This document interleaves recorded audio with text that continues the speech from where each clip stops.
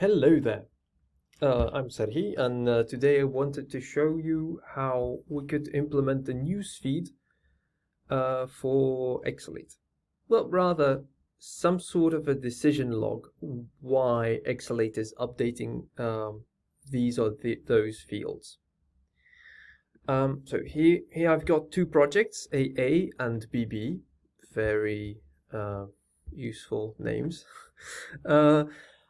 I implemented this script for local synchronization just because it was more easy for me to get it on one Jira. But the same approach can be used on two sides, and within the community response, I will give you the whole description of how do you apply it for two different Jiras. All right, so to start off things, I'll create an issue.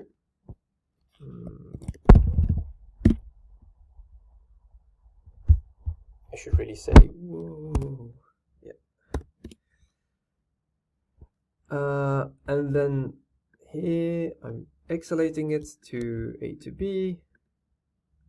So I've got this connection where I configured this sort of behavior, and I expect that it's going to sync to BB6. We'll see something. Yeah, there we are. And yeah, and actually what I wanted to show was that there's now, due to the configuration of Exalate, I've configured Exalate to synchronize a number of reasons, a number of text lines into this custom field. So I configured the custom field for both projects A and B. In reality, I'm just showing you in this video only the side B, right?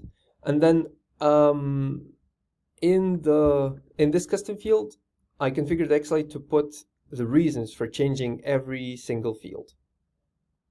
So it would say, yeah, why was the synchronization triggered, and also then why is Exalate touching which field. So going on next, if I do any change on the issue, like let's say I updated on A number 1, I don't know. So if I'm updating some fields, I expect that Exalate is going to synchronize that towards here, and would also specify that, yeah, I'm setting these fields because this or because that. So yeah, for example, here it's saying I'm setting the summary to woe because it was changed on the AA side, but it was never changed on the BB side. I'm also setting the summary because it was changed on the description because it was more recently changed on BB and not on AA, and so on. How it was achieved, I'll of course write out that in the response, but generally speaking, what I needed to send over the same details I needed from this article. So I used, as the beginning for the script, I used the conflict handling script, or this community post script. And it demands that I share the change history from AA to BB in order to be able to do all sorts of conflict handling. And then on the incoming side, every time I touch the issue variable, so like I do issue dot something equals something else, I am supposed to append something to the change log. And at the end of the whole script, I'm putting this change log to the custom field. So I'm saying put the change log into this Exalate change reason custom field. And then how do I put things into the change log? So I'm saying, so let's say I was setting the project key, right? So then I need to put in a message that clarifies why am I setting this or that. So first, I needed to clarify, okay, why was the first synchronization? Why was there a synchronization? And in order to suggest why was there the synchronization, I just say here, first sync triggered due to, and then I clarify what was it due to. Because if there was no change, I could say that because the remote issue was created by this user on this date. Or if there was the change, I could say, okay, because that field was updated, or those fields, plural, were updated by this user on that date. So I'm like specifying what was the reason for the whole synchronization to happen. And then I'm also saying, okay, I'm putting the project key to that value because, and why, like on what does the project key depend here? Well, it depends on whether it was the first synchronization, and it also depends on the remote project. So I'm clarifying that. I'm saying because it was first sync, and it was first sync that came from the project, that remote project. So same considerations for the issue type logging. So I'm saying I'm also setting the issue type to that value. And here it's actually more complicated statement. So basically issue type could be set to either the same issue type that's coming from the remote if it's found, but if it's not found, then it's set to a default value.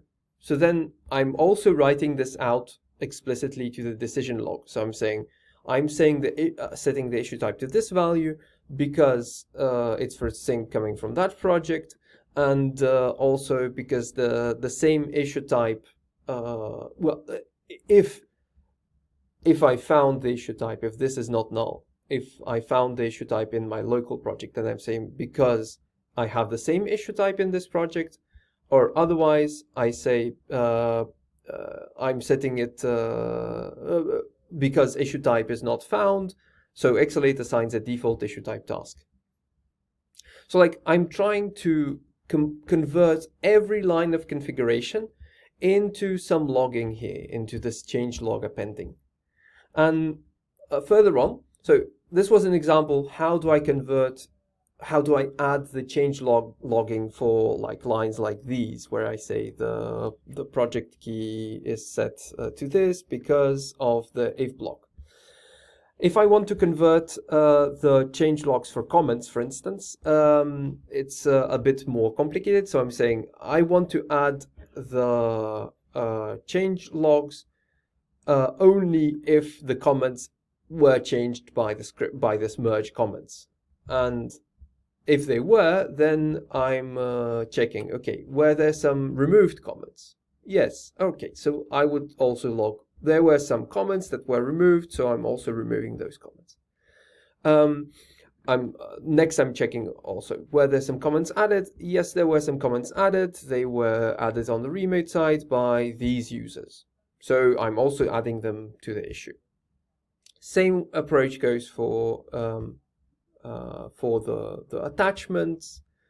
And finally, for labels, for instance, we're usually not using any conflict handling. So I'm just saying if the labels were changed by the script, then saying overriding labels because Exalate is configured to do it in every sync.